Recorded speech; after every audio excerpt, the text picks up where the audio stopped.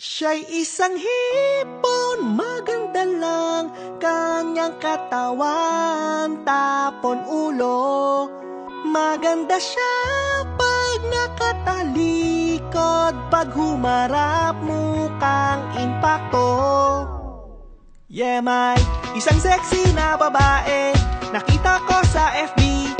Puro katawan lang ang picture, sabi ko eyeball kami. Hindi ko siya pinipilit, pero pumayag naman. Nakita ko sa may gilid, nakatalikod lang siya. Suot niya ay white, ako'y na-excite. Sabi ko sa mind, ang swerte mo ba'y aking tinawag? At dahan-dahan siyang humarap. Siya'y isang hipon, maganda lang kanyang katawan, tapon ulo. Maganda siya pag nakatalikod, pag humarap mukhang impakto. Sana di na lang siya nag-exist. Ang hininga niya amoy panis, ang kanyang uso ay tagilid, ang mukha parang na-flying kick. Oh, sinisikmura na nga ako, tinry ko na magtiis. Pag siya ay nakatalikod, parang pang Miss Universe.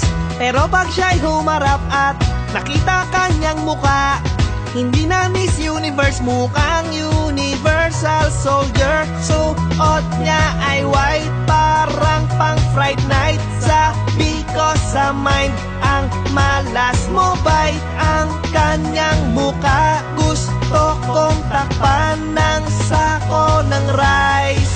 Siya'y isang hipon, maganda lang kanyang katawan, tapon ulo. Maganda siya pag nakatalikod, pag humarap mukhang impakto. Sana di na lang siya nag-exist. Ang hininga niya amoy panis, ang kanyang uso ay tagilid, ang mukha parang na-flying kick. Siya'y isang hipon.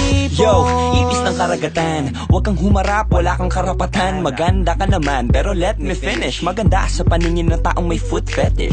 Siya pa naman ay gaganda, basta sa mundo'y may alak pa. At basta habol ng lalaki, one kata. Mga mahilig sa exotic na pa. Wow, yeah.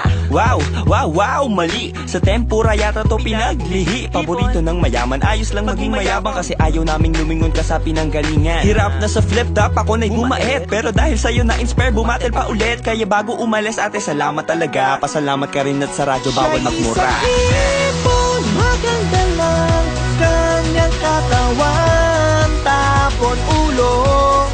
Maganda siya pag nakatalikod, pag humarap mukhang impakto.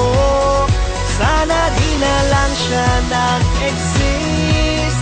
Ang hininga niya amoy panis, ang kanyang uso ay tagilid, ang mukha parang na-flying kick.